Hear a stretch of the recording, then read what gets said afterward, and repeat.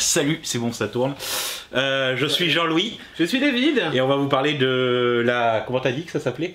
Les 47 coupes de coiffure de Karl Lagerfeld à travers les âges de 1960 à de nos jours. Ah, moi je parlais de la Christian Clavier Univers, mais... Ah non, bah on peut faire ça aussi. Non, on déconne, on déconne. Moi c'est Adrien. Nicolas.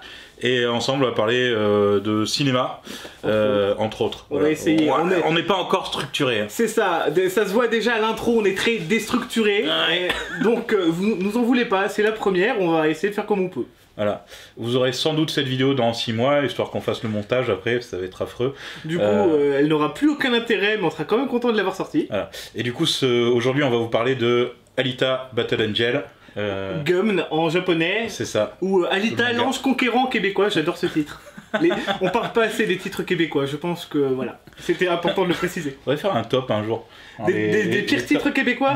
Ouais. Mon préféré c'est Brillantine, c'est Grise. C'est sérieux. Ouais, donc du coup, on a vu Alita. Nico l'a vu en 3D, moi je l'ai vu en 2D. Et on n'en a pas du tout pensé la même chose. Voilà. Alors, faut préciser, il a lu le manga, je n'ai pas lu le manga, alors que c'est moi qui ai lu le plus de manga et que lui il en lit beaucoup moins. Et, ouais, et je l'ai lu 2 fois. Je l'ai lu à l'époque, il y a 13 ans, il y a longtemps. Du coup, je l'ai relu et il y avait plein de trucs que j'avais zappé. Il y avait plein de trucs que j'avais pas forcément compris à l'époque. Et à la relecture avec l'âge on comprend mieux certains trucs. Et du coup, ça donne une autre saveur au manga. Moi, à l'inverse, je connaissais Gum de réputation. Et en fait j'ai pas pris le temps de le lire parce que j'ai jamais le temps de lire, je prends trop de temps. Et du coup je me suis acheté le coffret au dernier moment. En fait il a 8653 mangas chez lui, mais... Alors, je suis plus à 1173 actuellement, ne nous emballons pas. Mais non, en fait c'est juste que j'ai acheté le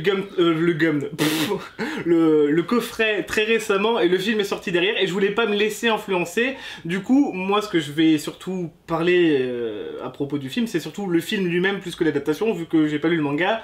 Donc à part les éléments scénaristiques que Adrien m'a donné et que mes autres camarades plus connaisseurs m'ont dit, je ne peux pas juger l'adaptation. Donc je jugerai surtout le film. Non. Alors oui, pendant cette vidéo, nous serons interrompus probablement par un chat. Ouais. Alors du coup, Gums, le manga. Gum. C'est hyper dur à écrire et c'est hyper dur à prononcer en vrai. Gum. On dirait des exercices de prononciation. Gum. C'est comme Booba. Gum. Du coup, Gum. Écrit et dessiné par Yukito Kishiro. C'est ça, Yukito Kishiro. Je l'ai bien dit cette fois. Le manga. Alors, on se retrouve dans une ville qui s'appelle Iron City. Alors, ne te déconcentre pas sur le chat, reste... Va-t'en! Arrête de balancer ta mignonitude dans... Allez, Gum. Recentrons le débat. Fais ta vie. Mon chat est beau. Donc oui, Gums. Gum ou Gamnum. Ça parle de Gali qui est une androïde avec un cerveau humain trouvé dans une décharge par Ido, qui est comment on peut appeler ça, un biomécanicien. Oui, c'est un biomécanicien. Un biochirurgien. Ouais, de mémoire, il est considéré comme biomécanicien. Ouais, c'est un biomécanicien, je crois que c'est le terme employé dans le manga. Décharge qui se trouve en dessous de Zalem, qui est une ville d'élite, si vous voulez, où grosso merdo c'est la haute bourgeoisie qui vit là-haut, quoi. Voilà, on va pas vous spoiler le truc, hein, inquiétez pas, mais... Et du coup, en fait, en dessous de Zalem, il y a une ville qui s'appelle Iron City, qui est une décharge, en fait, à ciel ouvert, où des cyborgs, des mercenaires s'emploient à vivre dans cette espèce d'endroit, comment dirais-je, complètement dystopique. Très apocalyptique, violent, c'est-à-dire qu'en bas, t'as la pauvreté violente où tout le monde essaie de survivre comme il peut, pendant que au-dessus, près des étoiles, t'as Zalem qui fait sa vie de petit bourgeois. Tout va bien là-haut. C'est à peu près ce que j'en ai compris pour l'instant. Oui, c'est la... Ça parle de lutte des classes, quoi. concrètement, quoi. Voilà. Mais en mode, on est en l'an 3000, je sais plus combien. 2467 ou... Le manga, il se distingue par un dessin qui est très... Comment dirais-je ça? Très sale, très...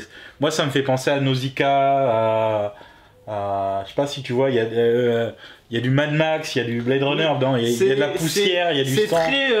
C'est très le style... je vais faire une grossièreté dans l'analyse des dessins, mais c'est un style très années 80 dans les mangas. Si on regarde l'autre exemple qui est à peu près sorti à la même époque, c'était Ghost in the Shell. Ouais. Nausicaa, c'est à peu près un petit peu avant. C'est le style qui était comme ça, assez sombre, assez sale, parce que ça parlait d'univers assez similaire, dystopique, où c'était...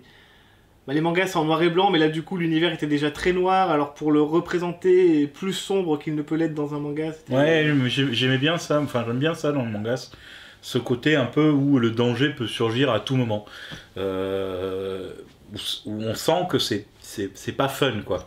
C'est un truc qui, par rapport au film par exemple, j'ai trouvé qu'il l'avait vachement allégé, ça, dans le film. Je me sens pas en danger dans la ville, dans le film. Tu commences à digresser sur le film. Est-ce que tu veux revenir vite fait sur l'histoire du manga ou... Oui. Ido, Gali dans Salem et Iron City. Ido trouve Gali dans une décharge. C'est ça, dans la décharge qui est en dessous de Salem.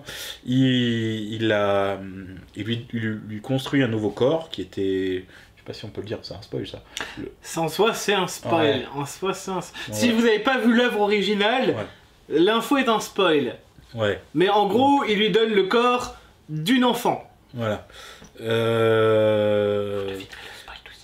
Et du coup, Gali se réveille, elle est amnésique, et du coup, elle va devoir tout réapprendre, savoir qui elle est, apprendre à vivre dans ce monde-là, quoi, qui est ultra violent. Et du coup, elle va faire la rencontre de tout un tas de personnages qui vont l'amener au tome 9 du manga. Si vous voulez en savoir plus, lisez le manga, achetez-le ou téléchargez-le. Non, voilà. Il faut soutenir les auteurs. Maintenant qu'on a parlé du manga, grossièrement, on va parler du film. De ce que j'en ai lu, hein. Après t'as peut-être d'autres sources que moi, mais le projet est né d'une discussion entre Guillermo del Toro et James Cameron. Point Georges. Du coup, ouais, alors c'était une discussion de Guillermo del Toro avec James Cameron qui lui a dit: tu devrais lire le manga Gums, je pense que ça pourrait t'intéresser.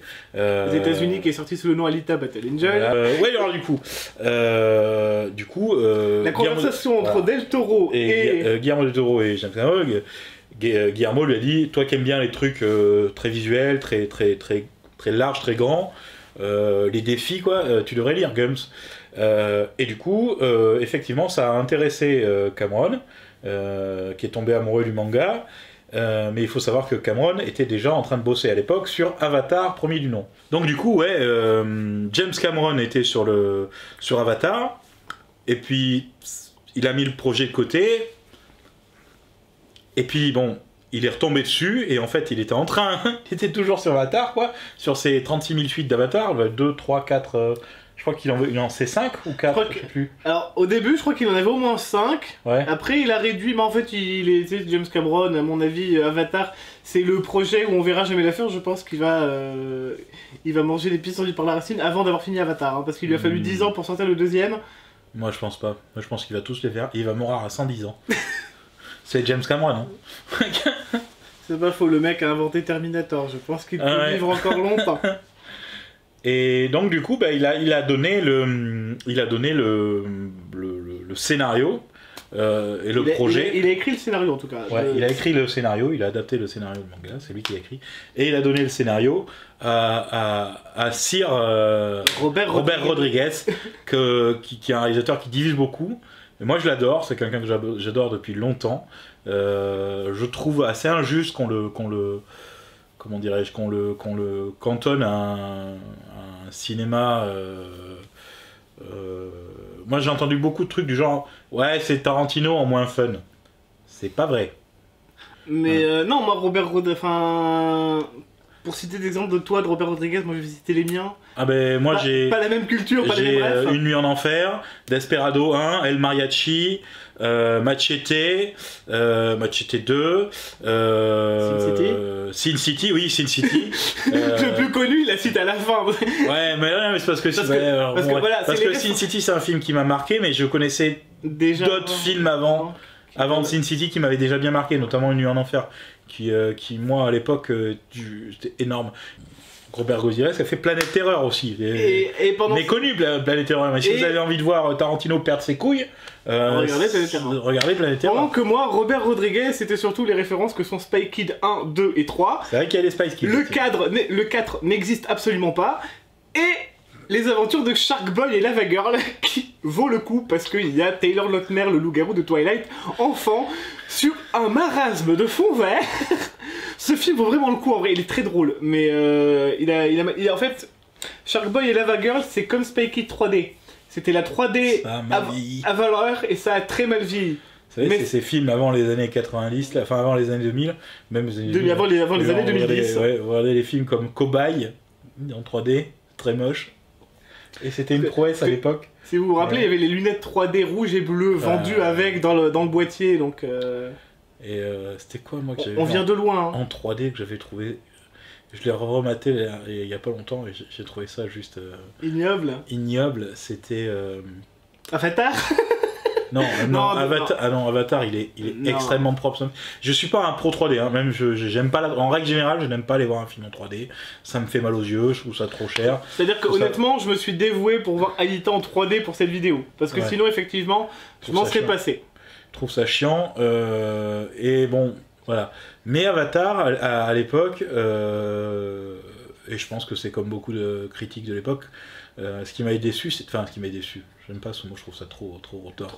Ce qui m'avait un peu déplu, c'était le scénario, quoi. Je trouvais le scénario très basique, très les cow-boys et les indiens, Pocahontas.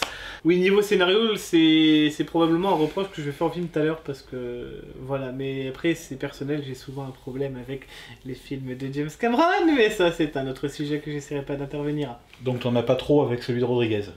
Rodriguez, non. C'est bien. Mais et en fait c'est probablement un de mes soucis aussi avec le film. Je sais pas. Tu vas dire qu'on trouve pas trop la patte de Rodriguez dans le film? Exactement, c'est-à-dire que c'est littéralement un film. Je suis un peu d'accord. Un film écrit par James Cameron, qui n'a pas été réalisé par James Cameron, mais Robert Rodriguez a fait du James Cameron, du coup... C'est un peu comme si James Cameron avait mis son bras dans l'anus de Rodriguez, comme si c'était une marionnette, qu'il avait... Action coupée, voilà les acteurs. Non, je pense qu'on peut rentrer dans le vif du sujet, parce qu'on peut parler du film. Grosso merdo, ouais, effectivement... la patte de... Moi c'est ce que je vais dire là-dessus, mais la patte de Rodriguez, il faut vraiment être un sniper pour la voir, quoi. Ça va être des trucs dans la musique, ça va être des trucs dans le déco des armures des cyborgs, avec certaines scènes dans le film, notamment à la fin. Moi, pour moi c'était surtout un peu trash, mais ça reste très mignon, très feutré, très... Moi j'ai eu l'impression qu'on exfiltrait Rodriguez pour ce film. C'était un peu ça. Je l'ai surtout reconnu dans la manière de filmer les combats en 3D, parce que pour citer exemple, quand on a vu Spy Kid 3D, il y avait des espèces de combats robots tout sur fond vert. La manière de filmer ce genre de scène d'action, on reconnaît comment il fait. Ça fait très longtemps que j'ai pas eu Spy Kid, faudrait peut-être je te les prêterai, j'ai la trilogie à la maison. On se fera une petite trilogie Spy Kid, tu vas voir. Carrément. On va bien se marrer. Mais oui, non, dans les scènes de combat qui mettent d'ailleurs en avant la 3D, parce que la 3D c'est un gros argument du film, et en vrai je l'ai surtout trouvé utile sur les scènes de combat entre personnages, pas ailleurs, ou alors j'ai complètement raté le coche visuellement. Mais voilà, je peux citer le combat contre le grand monsieur avec la main tentaculaire dont j'ai déjà oublié le nom. Il a un nom de...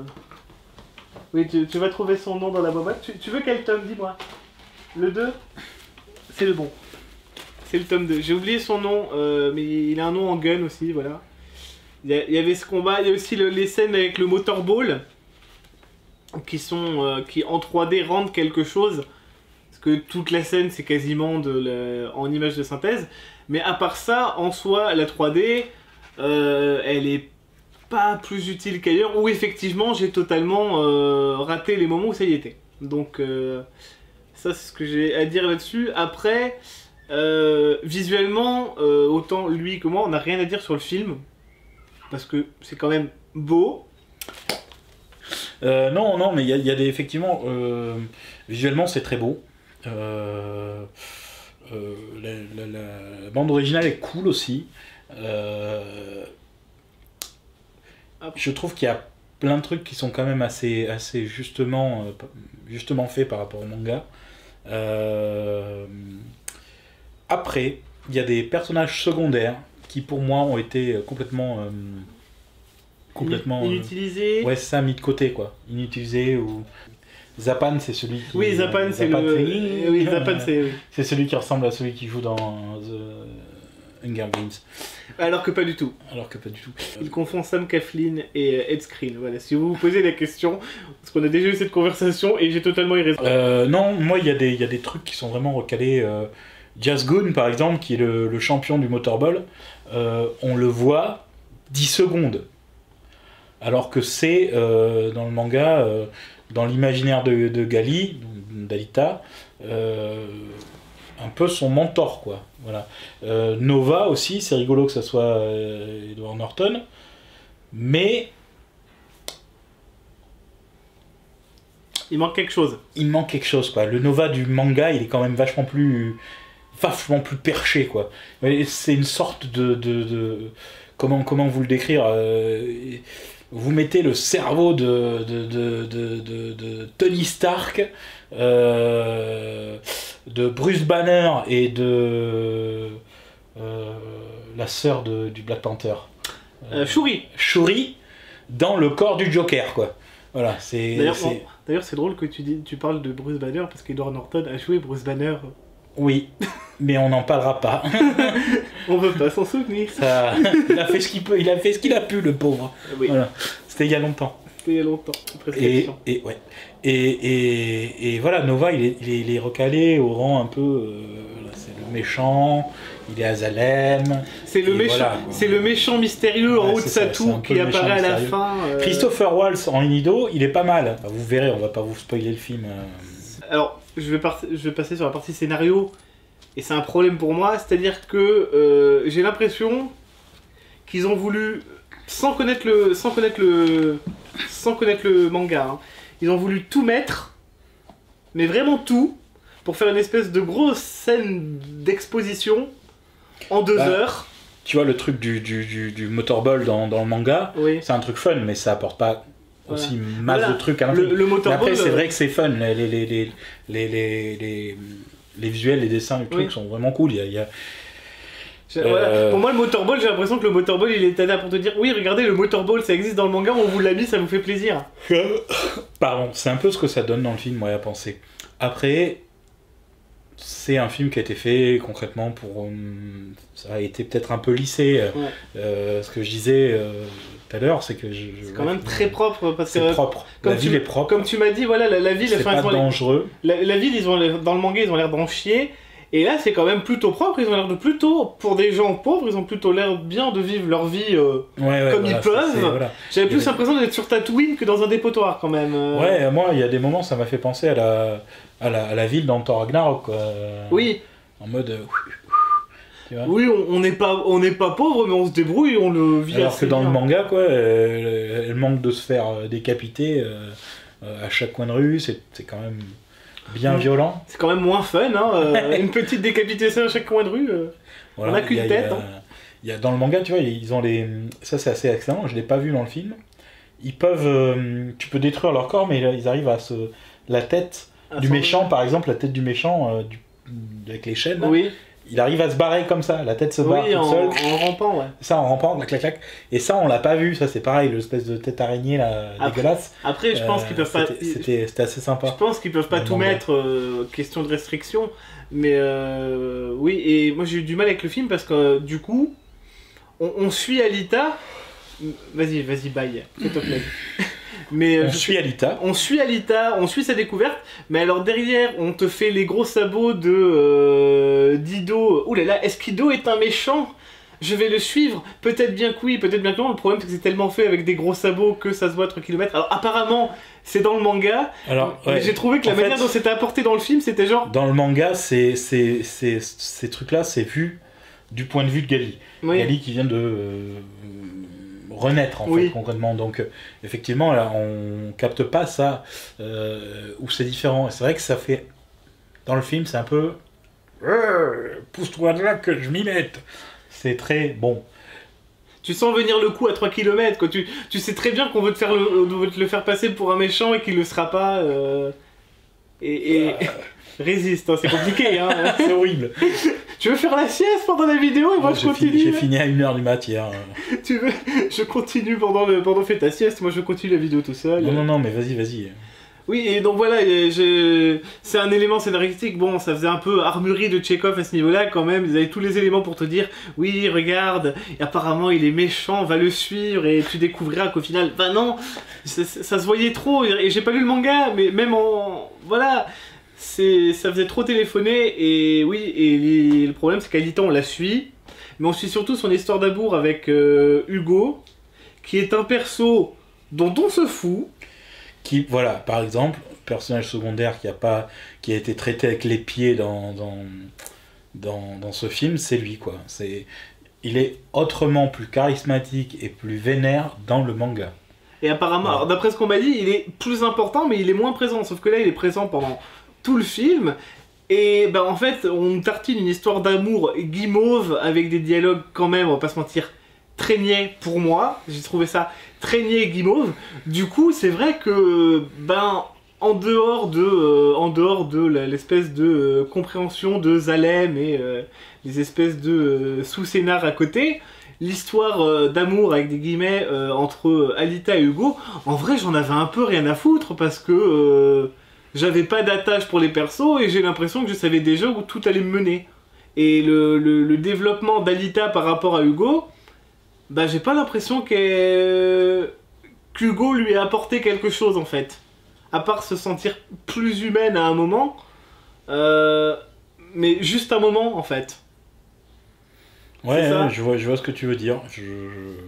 Du coup j'étais là, d'accord, c'est bien, vous me présentez Alida, apparemment c'est une arme de combat et c'est un ancien robot, elle a l'air d'avoir un passé quand même dark et il y a Zalem au-dessus. Et au final on reste bloqué en bas avec une histoire d'amour un peu plan-plan niaise, vu et revu maintenant, et il n'y a pas de développement. Et moi quand je suis arrivé à la fin du film, est-ce que je me suis dit est-ce que j'avais envie de voir la suite ou le revoir? J'ai fait non. Et pourtant je suis quelqu'un d'assez facile en cinéma, hein, mais voilà. Après, est-ce que ça vient du fait que j'ai un problème avec les films de James Cameron en général? Je ne sais pas. Pourtant j'y allais avec toutes les meilleures intentions du monde, parce que ne connaissant pas le manga et aimant Robert Rodriguez, moins Cameron, mais bon je me suis dit il est qu'au-scénar et à la prod, donc à la limite ça passera. Et... Non, parce qu'effectivement, on l'a pas dit, mais il y en a des bonnes adaptations de manga en film. Vous avez ça. Voilà, ça, c'est très bien. Ça, c'est très bien, mais personne l'a vu. Si ça fait le focus ou pas, mais voilà, les Speed Racer, c'est trop cool. Trouvez-le. Les Speed Racer des Wachowski. Un autre énorme. Et il y a tout l'inverse. Vraiment énorme. Il y a ça. Ah non, ça c'est énorme. T'es sûr? Est-ce qu'on a vu la même chose, je veux dire? Ah, c'est énorme. Pour moi, c'est le démon. C'est-à-dire que j'ai sorti le démon de sa boîte pour là. Hein. D'ailleurs, hop, voilà. Ça, c'est nul. Ça, c'est nul. Mais ça, c'est bien. Mais ça, c'est bien. Ça, regardez, ça, c'est bien. Donc, moi, ce que j'en ai pensé du film, j'étais pas mécontent. Je trouvais que c'était dynamique, visuel, qu'il y avait moi, sur le visuel, j'ai vraiment rien à dire, franchement. Il y a vraiment des beaux trucs. Après, c'est vrai que moi, je suis toujours un peu... C'est un peu compliqué pour moi de dire ouais, est-ce que t'as aimé quoi, parce que pour moi ça va faire partie d'une trilogie et je veux le juger dans son ensemble. Voilà. Et moi je le juge en tant que film, voilà. Et je pense que le spectateur le juge en tant que film parce qu'ils savent pas forcément que ça vient d'un manga, et ils savent pas forcément qu'il y aurait une trilogie derrière. Ouais. Mais si vous voulez le voir, allez-y, je pense que c'est... Moi, ce que je dis toujours, vaut mieux se faire son propre avis. Ouais, c'est ça. Faut aller le voir, vous faites votre propre avis. C'est comme Nicky Larson, hein, faut se faire son propre avis avant de juger. Mais non, on l'a pas vu, hein. Mais c'est pareil. Moi, j'en ai vu une grosse partie. Moi j'en ai pas vu une partie et c'est pas plus mal. Je pense que je me suis contenté de la bande-annonce. Et heureusement qu'il y avait la chanson Footstep en fond parce que sinon je pense que j'en aurais eu marre de la bande-annonce. Mais bref, c'est un autre sujet aussi. Mais voilà, c'est un exemple con de... Mais dans la même semaine au cinéma, t'avais 2 adaptations de manga en film live européen. T'avais Alita d'un côté, Nicky Larson de l'autre. Alors certes, c'est pas les mêmes genres, mais voilà. Pas comparable, mais ça reste des adaptations européennes d'un manga, enfin d'un produit japonais qui en plus à la base était du papier, du coup. Mais bon. Bon, après j'ai pas vu, donc je vais pas juger avant. Ah non, moi non plus, je jugerai pas. Hein. C'est bon, j'ai vu les précédents films, j'ai vu ce qu'ils faisaient. Moi aussi, j'ai vu les précédents, mais voilà. Et puis alors pour le coup, Nicky Larson. On était en train de parler d'Alita et qu'on oui, est en train de parler de Nicky Larson, oui. Oui, mais tu vois, Alita et Nicky Larson, c'est typiquement l'exemple pour moi de je n'ai pas grandi avec. Donc, ça ne représente absolument rien. Donc, en vrai, je découvre le truc neutre. Moi, j'ai regardé... Enfin, Nicky Larson, je l'ai vu, mais sur les dernières années de sa diffusion sur le Club Dorothée. Oui, voilà. Alors que moi, Club Dorothée... Gums, je l'ai lu à l'époque. J'étais à la bibliothèque... de mon petit village. Alors que moi, Nicky Larson, on va pas se mentir, je connaissais vaguement le générique et je suis tombé sur un épisode en VF la semaine dernière. Et c'était la première fois de ma vie que je voyais un épisode de Nicky Larson. City Hunter, pour ceux qui connaissent pas, manga de Tsukasa Ojo, qui a aussi fait Cat Size et c'est beaucoup plus intéressant en japonais. En fait, je pense que, honnêtement, ce problème de Réa, le problème de Rodriguez, c'est que Rodriguez, il est... Je sais pas si c'est un problème de Rodriguez ou un problème de Cameron en fait. Ah, non, parce que je pense qu'effectivement. Pour moi, le problème c'est que Cameron a vampirisé Rodriguez. Ouais, Rodriguez, il aurait pu faire ça s'il avait été avec un mec comme Tarantino. Voilà. On retombe dessus. Ouais. Non, mais vous voyez, Rodriguez, je le vois bien réaliser des mangas comme Last Man ou. Bon, tu me diras, c'est pas mondialement connu maintenant, Last Man, mais des trucs un peu péchus, vous voyez. On va faire un point avion. Voilà. Dans le son, c'est toujours sympa d'avoir un pont avion. Alors, où habite-t-il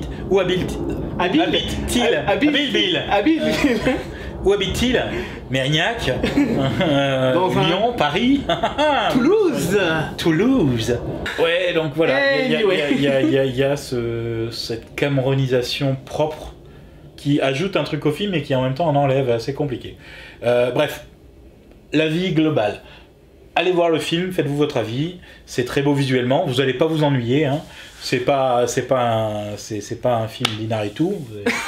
Bah, pas quelque chose de plus, mais je pensais pas tomber dans une espèce de romance entre un humain et un robot, c'est-à-dire que il manquait, enfin c'est pas, on l'a déjà vu, et un peu à la manière du Ghost in the Shell américain, tout le côté. Je l'ai pas vu.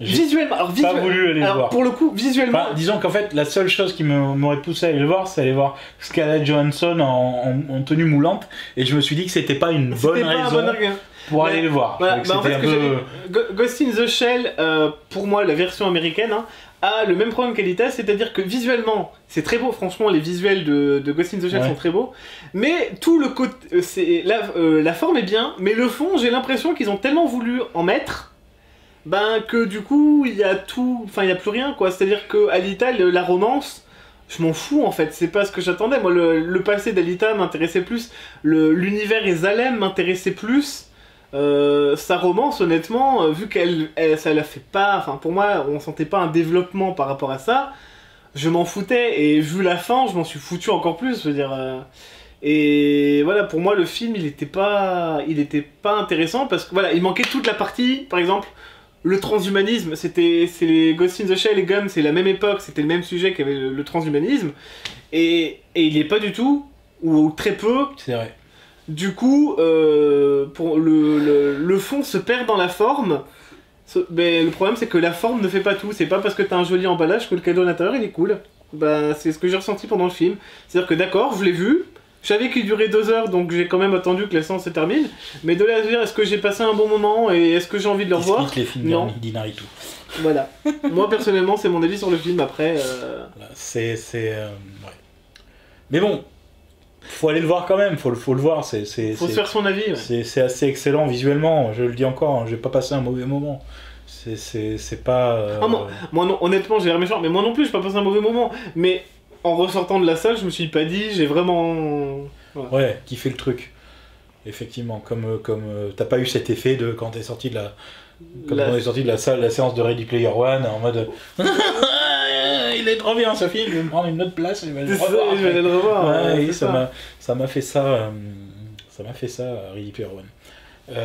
Et puis à Contact aussi, dans premier contact ouais, de Denis Villeneuve. Denis Villeneuve qui est en train de réaliser l'adaptation de Dune. En deux parties. Allez jeter un coup d'œil au casting, c'est un truc de malade. Moi j'ai une pensée. Alors si je peux faire un petit point. Moi j'avais l'impression d'avoir une petite biscotte, tu vois là, et qu'on te met du foie gras. Alors pour citer les 12 travaux d'Astérix, la montagne de caviar et le petit toast qui va avec. Le petit toast qui va avec. La montagne, exactement. C'est clairement ça. Là. Quand j'ai vu le casting, j'ai réagi à Denis Villeneuve. Oui, j'aime ce réalisateur. Et après j'ai vu le casting, j'ai fait ouh, il y a des bons noms. Voilà. Et après j'ai vu, et ça m'a fait kiffer que Jodorowsky a dit que c'était cool. Ouais. Et en plus, et moi ce qui me rassure, c'est que c'est en deux parties. Ouais. Donc de base, ils vont pas essayer de faire tout d'une en une seule. On verra pas Orson Welles ou Dali en roi de l'univers. Ni David Bowie. Ni David Bowie. Mais non, mais alors Dali, c'était à l'époque où Jodorowsky voulait se faire son film. Oui. Le mec voulait faire appel à Orson Welles et à Dali. Le documentaire Jodorowsky, il est génial, regardez-le. Il est très intéressant aussi. Ouais. Et c'était énorme parce que il disait, Dali avait dit une anecdote. Par rapport à la paye de Dali, où Jodorowsky a dit mais tu veux gagner combien? Et Dali avait fait moi je veux 1 million à la minute. Et du coup Jodorowsky a fait très bien, on le fera jouer 2 minutes. Les titres... Bref, ça n'a rien à voir, mais après c'est vrai qu'on peut pas, enfin moi je peux pas défoncer le film parce que j'ai l'impression quand la SF en ce moment c'est un peu le pot pourri. Ça fait longtemps qu'on n'a pas. Il y a quelques films de SF qui sortent en ce moment, qui sont sortis, qui sont très bien, mais c'est compliqué maintenant pour la SF de se renouveler, d'être plus inventif que l'étaient les années 70-80, parce que tout ce qui était SF très lointaine pour eux avant, maintenant de nos jours, c'est compliqué de faire plus loin. De voir plus loin que l'avenir à l'époque. C'est ça. C'est l'exemple un peu de... l'exemple tout con, mais Blade Runner et Retour vers le futur, tout ce qui était imaginé en termes de futur, tu vois les dates maintenant, on est de nos jours, on voit là, tu prends un film de maintenant, dès qu'il se passe dans le futur, il a pas changé des masses en fait. Ou c'est devenu post-apocalyptique, ou c'est juste nous qui sommes plus dans la merde. C'est ça. Et je pense que la SF a du mal à se renouveler parce que... Mais effectivement, je pense qu'il y a peut-être aussi un souci à se projeter dans le futur. Avec de notre génération, enfin la nouvelle génération a peut-être du mal à se projeter dans le futur et se dire ça sera quoi dans le futur. C'est vrai qu'effectivement tu demandes à quelqu'un maintenant qu'est-ce que ce sera le futur. Il y a beaucoup de gens qui diront ça sera post-apo quoi. Oui, c'est ça. On est plus près de Mad Max que de... Fury Road, oui. Voilà. Après pour la SF, après c'est une question de confiance aussi. Est-ce que la SF attire le public et tout? Faut trouver des gens, le projet attire la confiance quoi. Denis Villeneuve qui te fait Dune, déjà adapté Dune, tu sais que c'est casse-gueule, la dernière personne qui l'a fait c'était Lynch. Et voilà, il en a chié. Quand tu vois... C'était nul. Enfin, c'était pas bien. Je pourrais pas juger, je l'ai pas vu. Tu l'as pas vu? Mais à part Kyle MacLachlan qui se balade dans le désert, voilà. Mais non, mais ce que je veux dire, c'est que c'est ce genre de film, si derrière t'as pas des personnes pour les soutenir et qui croient au projet, c'est compliqué de faire le film de genre, et la SF en soi c'est un genre pour moi. Oui. Même si ça s'est démocratisé, c'est toujours compliqué de faire des projets ambitieux. Voilà. On est parti très loin dans la digression. Mais en gros, moi, Lita, personnellement... Ça m'a quand même... C'est beau, mais ça m'a un peu laissé de marbre. C'est-à-dire que sur le sujet, j'ai vu mieux. Et toi, en termes d'adaptation... Moi, j'ai trouvé que c'était juste, mais trop filtré. Voilà, j'ai trouvé ça trop propre. Trop propre, oui, bah trop propre, niais. Voilà. Niais, j'irai pas jusqu'à nier, parce qu'encore une fois, moi, je me mets à la place de quelqu'un qui pour moi, les dialogues... a tout oublié en fait. Mais pour moi les dialogues étaient quand même très niais en général, hein, pas que le personnage d'Alita. Hein. Pour moi l'ensemble des dialogues... On ne sera bien nulle part tant qu'on n'est pas ensemble, tout ça. C'est pas quelque chose qui m'a choqué parce que effectivement voilà quoi, le renaît quoi. Mais voilà, allez voir le film, il est pas mal quand même. Si vous avez l'occasion, lisez-les, les mangas, ils sont cool. Et puis voilà, alors nous On va revenir. Il y a quelques petites précisions qu'on a voulu faire, enfin que j'aurais voulu faire, toi aussi. Bah vas-y. Alors, mais, on fait ça vraiment On l'arrache. à l'arrache, tranquillou. Hein, c'est vraiment pour nous faire plaisir et voilà, et pouvoir se faire une petite communauté avec qui discuter, quoi, et échanger. Plus que faire du YouTube de la YouTube monnaie. De la YouTube monnaie, parce que bon, on a un travail. Hein. On travaille quand même. Hein. C'est pour ça que d'ailleurs les vidéos auront du mal à sortir, parce qu'on va pas se mentir. On n'a pas les mêmes horaires. Le temps, c'est pas le tournage, hein, c'est vraiment le montage qui va nous prendre du temps. Et on n'a pas forcément les mêmes horaires, donc on peut pas tout tourner. En tout cas, merci d'avoir regardé ce premier épisode. Bien bordélique, désolé. Voilà, on verra ce que ça donnera au final, mais voilà. On vous fait la bise, on vous dit à bientôt, et puis n'hésitez pas à nous dire ce que vous en pensez, likez si vous aimez, partagez. Abonnez-vous, mettez la cloche. Abonnez-vous, mettez la cloche. Toucha, vous connaissez la chanson. Tu te rends compte qu'en fait on a dit ça et on n'a même pas présenté le nom de notre chaîne. On n'a même pas pensé à mettre ça dans l'intro. Bon, on le tournera après à la fin et Non, on le tournera pas, on va le laisser comme ça, on mettra un gros bandeau avec le gros titre, avec des effets spéciaux bien bourratifs en mode oui, c'est le nom de notre chaîne. C'est vrai qu'on n'a pas présenté le nom de la chaîne, et en même temps je m'en rappelle plus. T'es sérieux? Je l'ai noté sur mon téléphone en post-it. C'est vrai, vas-y, c'est quoi? Mad Max Movies. C'est ça, Mad Max Movies. Tu as réussi à le prononcer du premier coup? Oui, Mad Max Movies. Mad Max Movies. Mad Max Movies. Mad Max Movies.